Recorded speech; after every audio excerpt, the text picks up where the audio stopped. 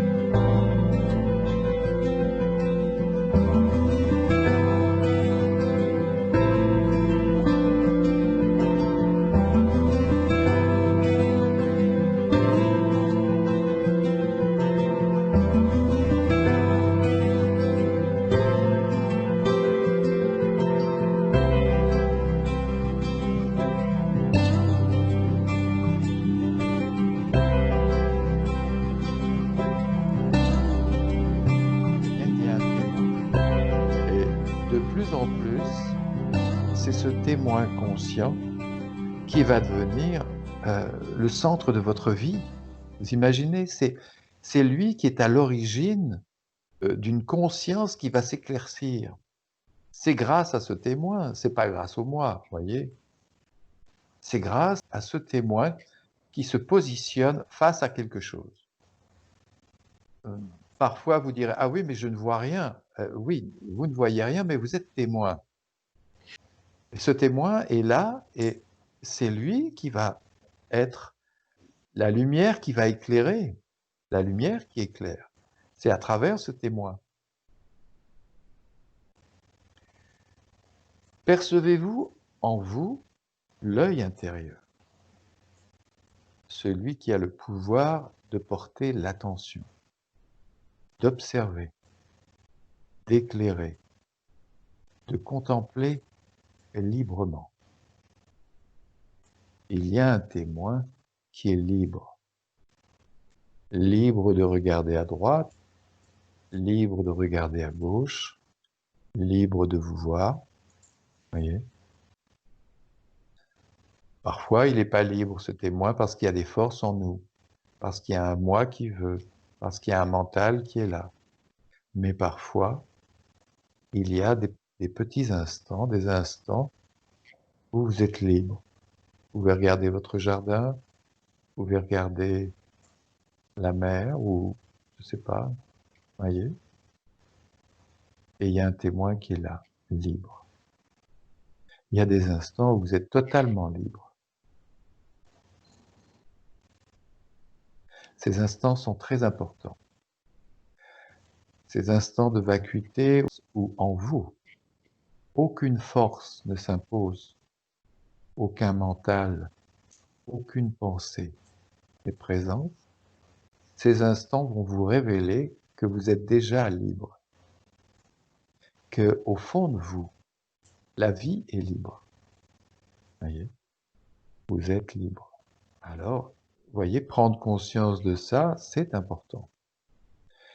Petit à petit, vous allez aussi, je dirais, commencer à apprécier et à goûter les instants où vous êtes en paix, où vous êtes libre, et les instants où vous êtes tourmenté par un mental, et les instants où les pensées sont là et où elles vous dominent, où quelque chose vous pousse, ou une peur, ou une gêne, ou voyez. Et puis, vous vous direz, mais il y a des instants où je peux être libre, des instants de totale liberté. Penser, c'est parler en soi. Et comme nous l'avons vu, parler en soi, c'est associer des mots. Bien, nous disons que penser, c'est parler en nous, mais que faisons-nous lorsque nous pensons? Eh bien, nous parlons. Et qu'est-ce que c'est parler? C'est mettre des mots les uns derrière les autres. Chaque mot véhicule une unité synthèse que nous appelons un concept. Les concepts sont de l'ordre de l'esprit.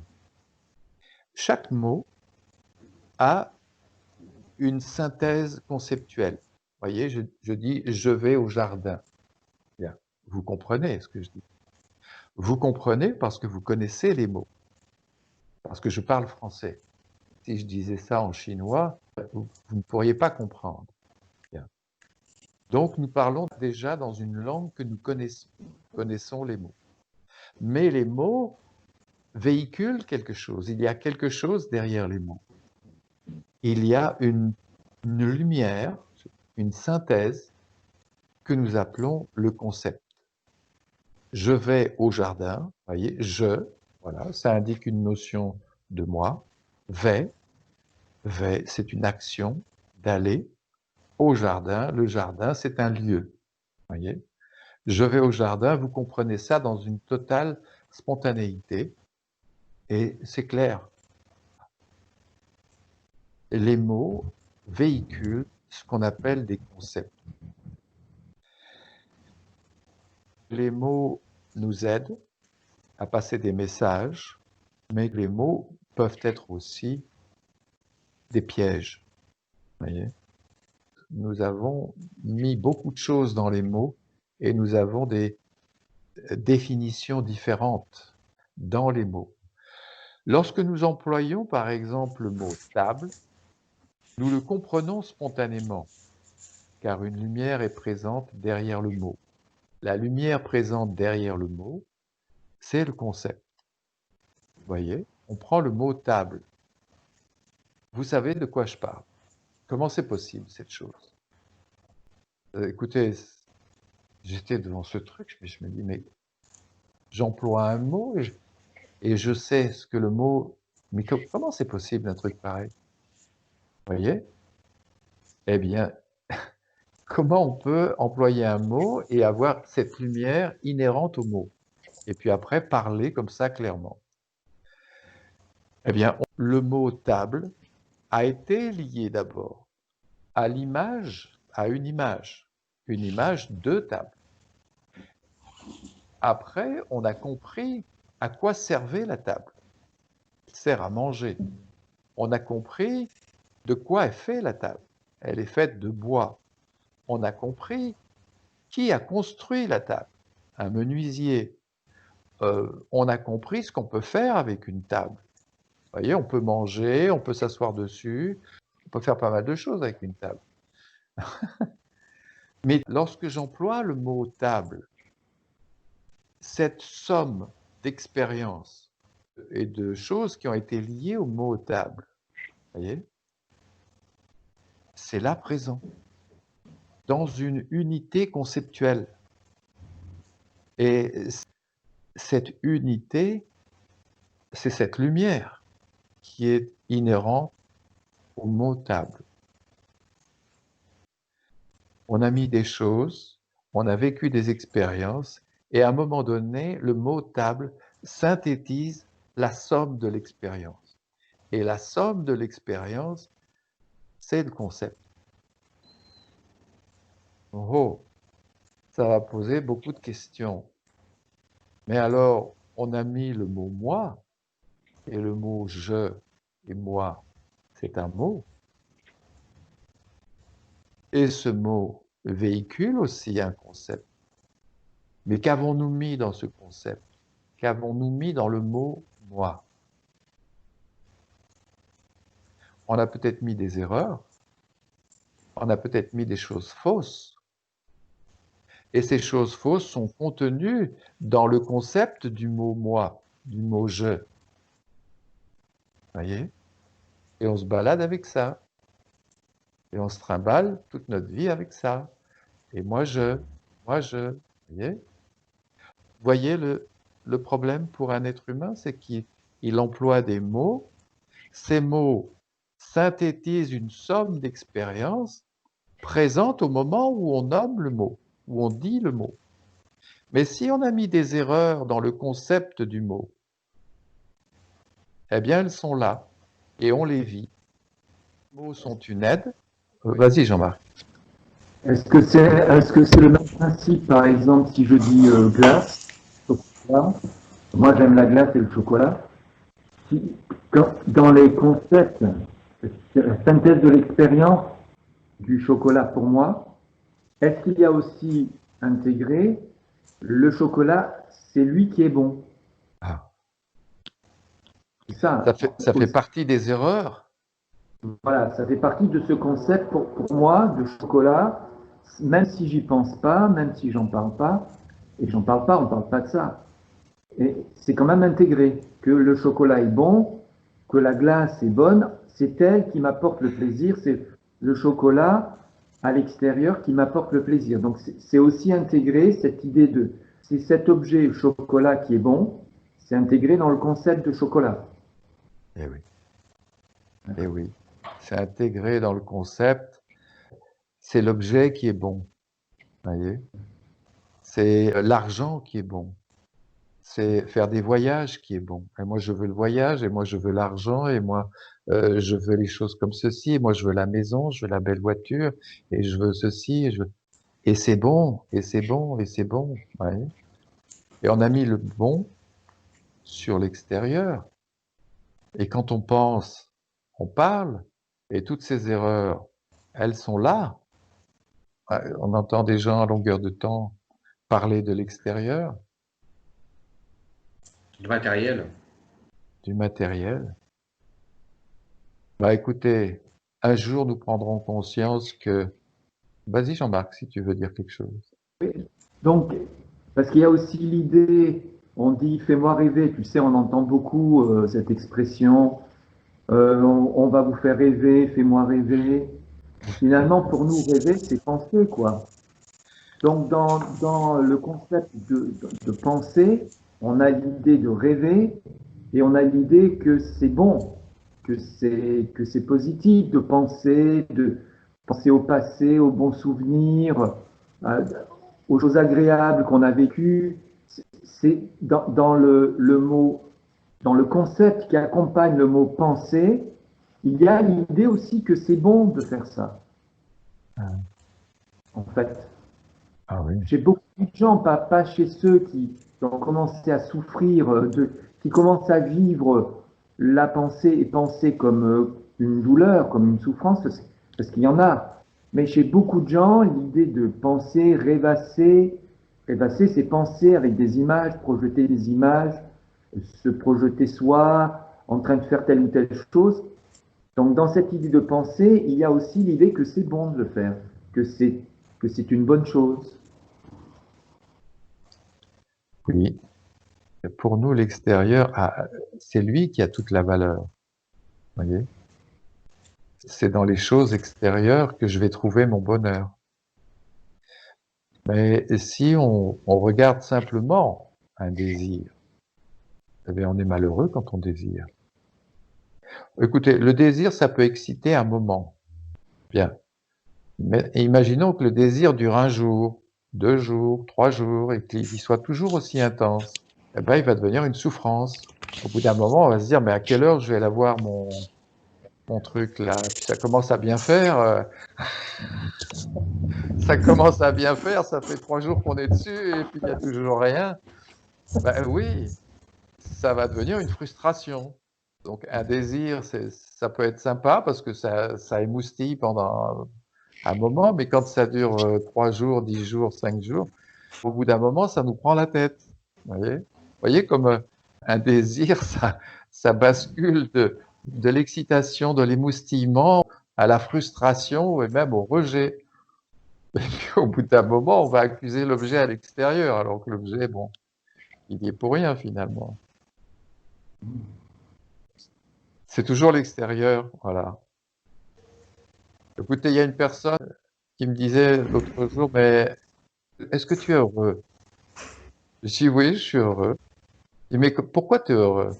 Parce que j'ai rien dans la tête. Ma réponse a été bête. Il a dû se dire, mais il est, il est un peu farfelu, lui, ou quoi? J'avais rien dans la tête, et c'est là où on est heureux. On vit l'instant présent, je vis cet instant présent, bien, après on va se dire au revoir, et puis je penserai encore à vous un petit moment, parce que la discussion est toujours là, mais après, bien, je pourrais, je sais pas, aller faire un peu de jardin ou regarder un peu la télé. Ça s'appelle vivre dans l'instant présent. Voilà. Oui, on essaye quand même de porter des regards parce que si c'était aussi facile que ça serait bien de se dire bon bah allez ok, on a compris, bon bah on va vivre l'instant présent, puis ça y est, c'est réglé. Bon mais ça marche pas comme ça, Non, ça marche pas comme ça. ça marche pas comme ça. Le mental revient et voilà. C'est souvent le problème du mental Oui, le chez beaucoup de moi, personnes. oui, ah bah écoute, c'est le problème humain. Exact. C'est le problème humain, c'est le mental et la mémoire. Voilà. Alors, on a quelque chose en plus des animaux, nous les êtres humains, c'est cette connexion à la mémoire. Mais on est un petit peu des apprentis sorciers.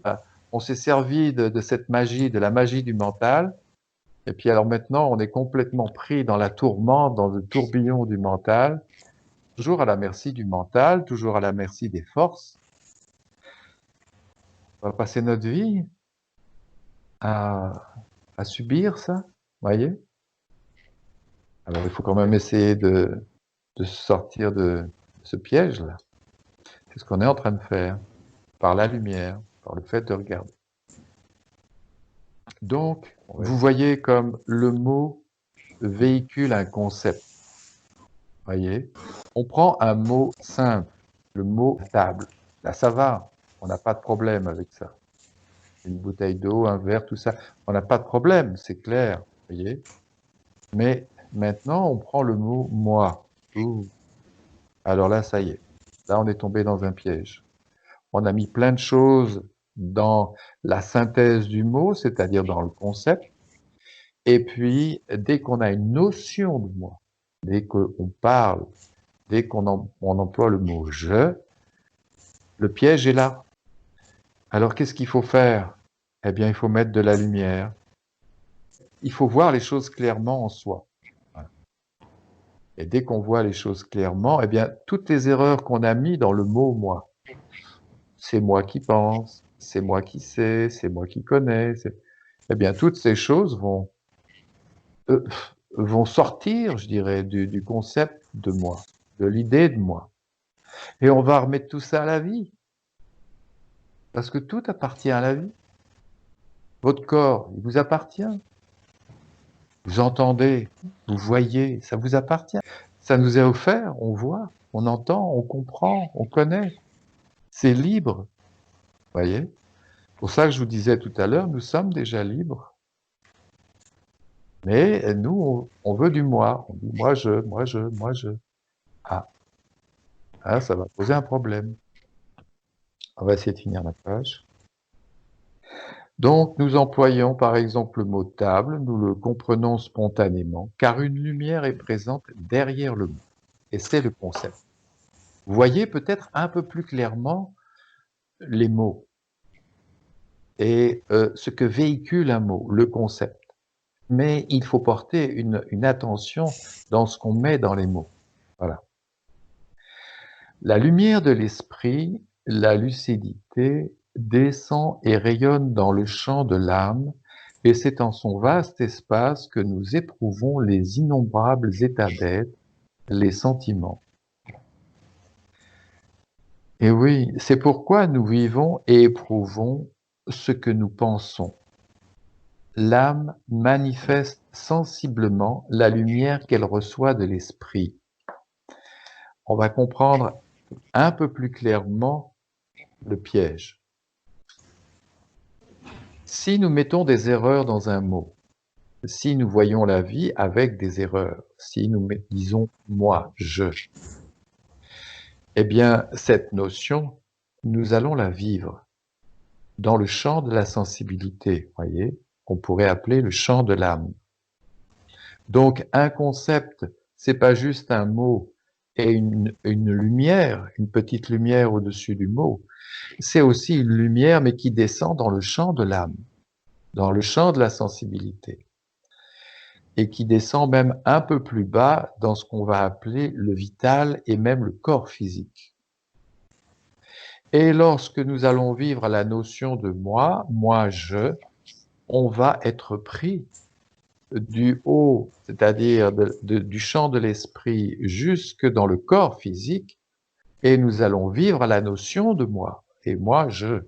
Voyez, nous allons la vivre totalement et on peut la vivre intensément. Voyez, c'est donc un mot qui véhicule un concept. Cette lumière touche la sensibilité, nous éprouvons la notion de moi, et cette notion de moi électrifie même le corps physique, le vital, et nous avons l'intense notion que je suis moi, et que c'est moi qui pense, que c'est moi qui parle, c'est moi qui agis, c'est moi qui fais ceci, c'est moi qui fais cela, moi j'ai plein de personnes, moi je suis ce...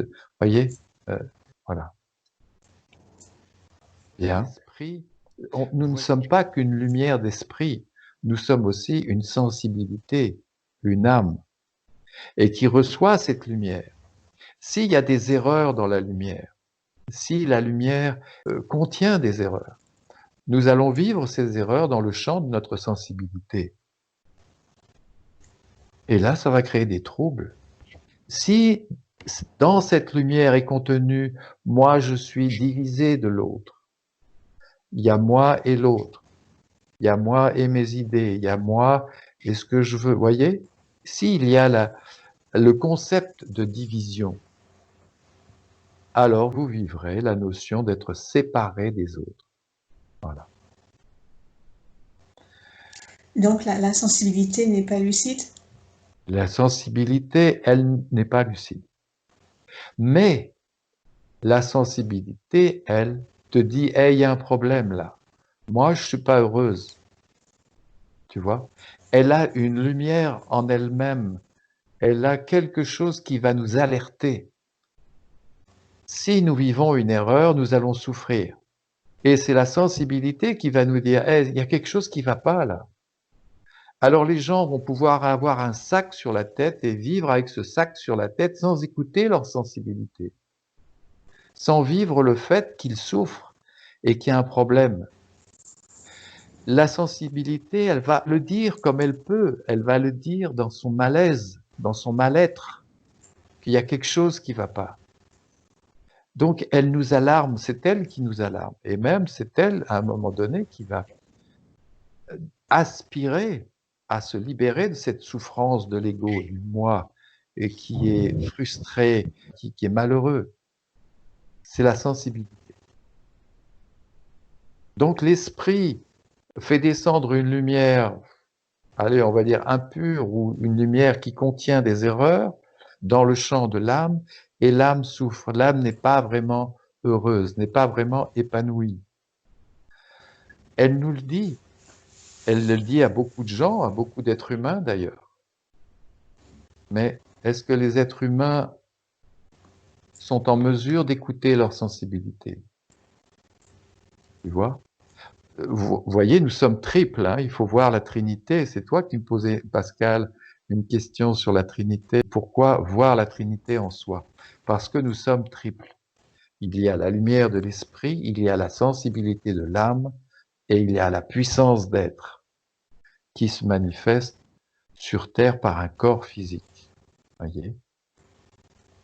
Alors, nous vivons dans cette Trinité. Et la sensibilité, elle, a dans sa mémoire d'âme le souvenir de la pureté, le souvenir du bonheur, de ce que c'est que être libre, vivre en harmonie. Notre sensibilité connaît l'harmonie, elle connaît la paix, elle connaît la plénitude.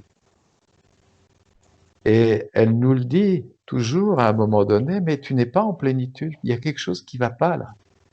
Mais les gens sont pris dans leur conditionnement, dans leur... Vous voyez, il faut être ceci, il faut être cela, il faut que j'arrive à mon but de être docteur ou ci ou là.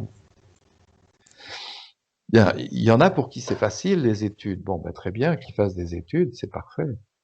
Il y en a qui souffrent beaucoup. Bien. Ils arrivent à être docteurs, hein, néanmoins, mais bon. Donc, vous voyez, c'est la sensibilité qui nous alerte qu'il y a quelque chose qui va. Et à un moment donné, c'est même une aspiration de l'âme à se libérer de ces de ce mental qui assaille la conscience. Vous voyez. D'ailleurs, il y a un très beau film, Matrix, je ne sais pas si vous l'avez vu, je sais pas si, qui est une symbolique d'un accomplissement. Alors, on peut le voir comme un film de science-fiction, voilà, voilà. Vous voyez, mais c'est un véritable message, Matrix. C'est un être qui doit sauver, qui doit libérer un peuple, Zéon. Je ne sais pas si vous avez vu ce film. Zéon représente Oui. le vital. Nous avons un vital. Et ce vital ne peut pas s'exprimer. Il ne peut pas s'épanouir dans les conditions dans lesquelles nous vivons, mentalement et psychologiquement. Nous sommes pris dans un dôme.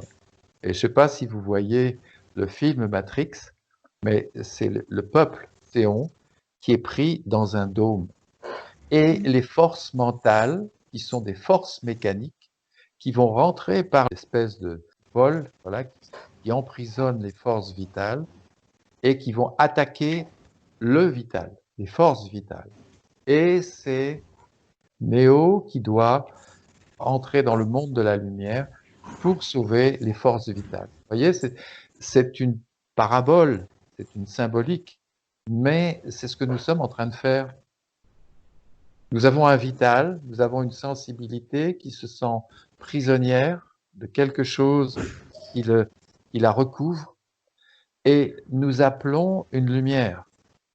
Vous voyez, c'est Néo qui part à l'aventure et qui va se confronter aux forces. Je ne sais pas si vous avez vu dans le film, il rencontre beaucoup d'obstacles. Voilà. Et à la fin, bien, il s'abandonne à la lumière et il sauve le vital. Et c'est une symbolique de l'accomplissement d'un être humain. Ben, c'est ce qu'on est en train de faire. On n'a pas lu beaucoup, mais on a parlé beaucoup. On va pas entamer un autre paragraphe. Ça va? Oui, ça va. Ouais. Vous voyez cette incroyable aventure qui nous attend? Et combien de gens passent à côté de ça? C'est triste.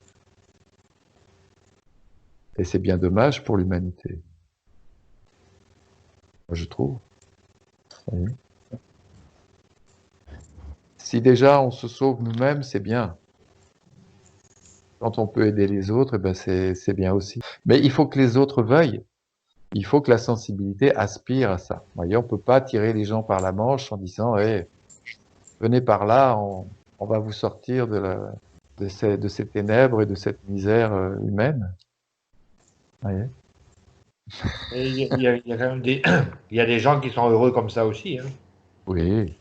Se sentent en tout cas heureux comme ça. Ils se sentent à peu près comblés dans leur vie. Si on vient avec ce genre de discussion, ils vont se dire mais tu vas chercher midi à 14h et puis alors que bon moi j'ai ma famille, j'ai mon travail, voilà, j'ai assez d'argent pour vivre correctement, je fais mes petits voyages à droite à gauche, voilà. Ils vont pas chercher plus loin, quoi. Ils vont pas chercher plus loin. Voilà. Et pourtant c'est passionnant, vous voyez. C'est quand ils se posent la question qu'ils commencent à voir les choses et qu'ils regardent les choses différemment. Ils ont un regard différent sur la vie quand ils commencent à regarder les choses. Oui, c'est le questionnement qui vient. Okay. Tu voulais dire quelque chose, Jean-Marc? Oui, en fait, c'est un peu dans la continuité de ce qu'on vient de dire. C'est-à-dire que moi, ce qui m'avait frappé quand Notre-Dame de Paris a brûlé, tu sais, il y avait beaucoup de gens, il y avait des gens qui pleuraient, d'autres qui étaient tristes. Et ça m'a frappé parce que finalement, c'est un bâtiment, quoi. C'est de la pierre avec de la ferraille et du bois. Et ce qui m'a frappé, c'était ça, c'est-à-dire qu'ils étaient émus. Il y en a qui pleuraient, hein, il y en a qui étaient beaucoup, qu'on voyait dans les reportages, qui étaient tristes, qui le disaient. Et en même temps, il y a, je sais pas, mais il y a beaucoup de gens qui ne seront pas émus par des gens qui vont dormir dans la rue, par les clochards, des humains comme moi, comme toi, comme eux. qui vont pas être émus, ou qui vont être émus, allez, 1 minute quand ils vont passer devant un clochard, et qui ont été plus émus par ce qui s'est passé pour un bâtiment fait de pierre, de ferraille et de bois. Ça revient un peu à ce qu'on Et, disait sur les concepts, quoi, tu vois. On est peuplé de sentiments, on est habité par des sentiments, et on ne va pas remettre en question les concepts qui, qui, qui sont à l'origine du sentiment vécu. Tu vois ce que je veux dire?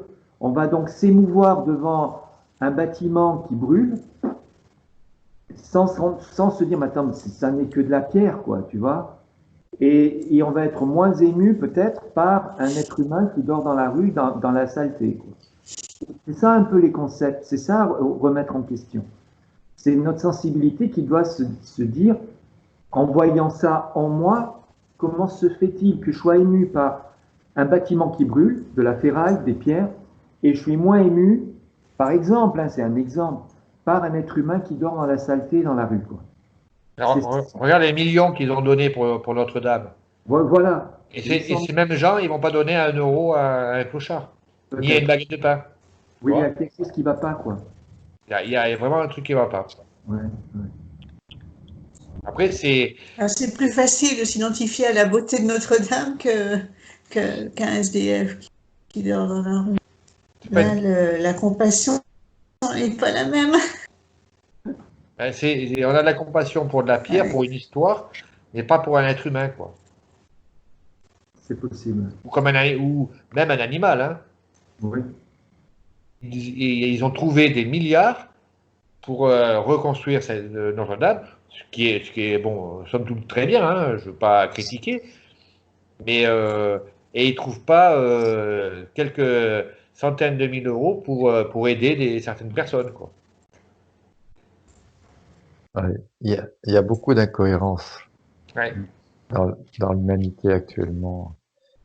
Et une aussi que je trouve énorme, les êtres humains déploient, et on parle d'argent, on parle de milliards, dans la recherche pour trouver une éventuelle planète où les humains pourraient aller habiter Ouais. lorsqu'il y aurait la fin du monde.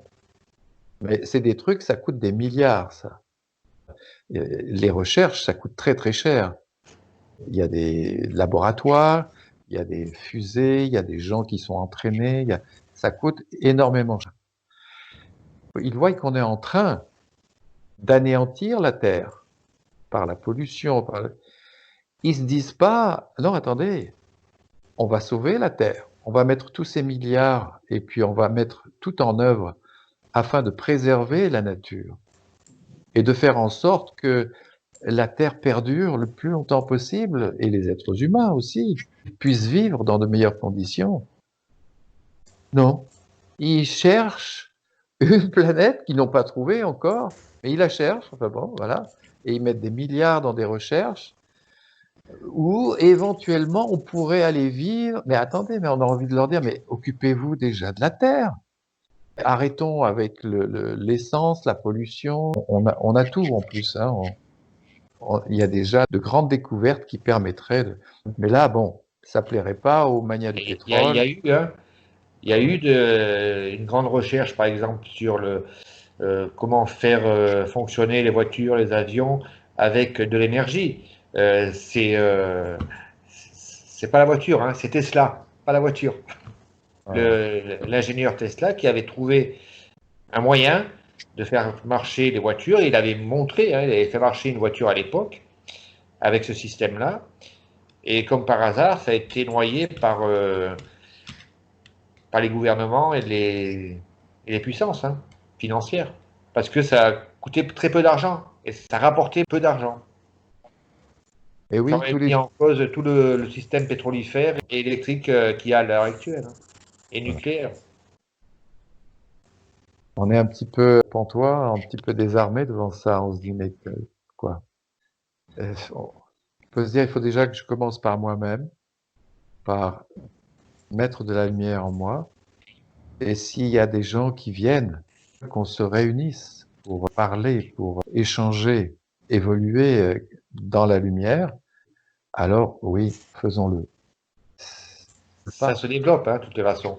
Nos pensées en commun, parce qu'on a tous un peu, euh, avec plus ou moins de connaissances, hein, cette façon de voir les choses, et ça se développe. Moi, quand je parle des gens, même s'ils sont dans le matériel, ils regardent aussi le côté spirituel de la vie aussi, hein. Et il y en a de plus en plus, mais ils n'en parlent pas, ils en ont honte, certains. Ils ont peur qu'on les prenne pour des débiles, comme on dit, ou des illuminés. C'est triste de ne pas avoir le courage de ses pensées. Oui, tu sais, c'est une question de nombre. Imaginons bien, nous sommes tous les quatre. Voilà. On peut nous traiter d'illuminés. Dire, oh, ces quatre-là, c'est des illuminés. Bien. Imaginons que maintenant nous ayons 10 millions de personnes, 15 millions, 20 millions, 30 millions de personnes. On dirait ces quatre-là, ah oui, ils ont quand même. C'est une secte. Mais si on nous met 30 millions, 40 millions de personnes, 50 millions, on va quand même prêter une attention. C'était Albert qui nous parlait de cette image qui était très rigolote. Il disait, mais vous prenez une personne avec un panneau, vous le faites défiler tout seul. On va rigoler de lui. Ça peut être très cohérent même, hein, ça demande, ça peut être très légitime. Mais il défile, il est seul. Bien. Maintenant, vous lui en mettez 300 000 ou 400 000 ou 500 000 derrière. Ah, là, on va plus rigoler. Vous voyez, c'est une question de nombre. Oui, mais tu as tout le système bouddhiste aussi, hein, qui est quand même ancré là-dedans. Ils sont quand même un certain nombre, mais ça ne fait pas évoluer la société plus vite. Écoute, ça aide ceux qui aspirent. Voilà. Si des gens maintenant aspirent à voir clair, peut-être qu'ils viendront visionner, regarder nos vidéos, et puis il y en a de plus en plus. Donc voilà. Ouais, où est-ce on voit tes vidéos? Alors, tu tapes Jean-Pierre Dunal playlist et tu as toute la liste des vidéos, toutes les vidéos dans la playlist. D'accord. Voilà. Et puis tu pourras te voir bientôt. Ah, bah, je sais pas, je vais me reconnaître, moi. Ah ben, ça sera à toi de nous le dire la prochaine fois. Ok, Voilà les amis. Eh bien, c'est bien.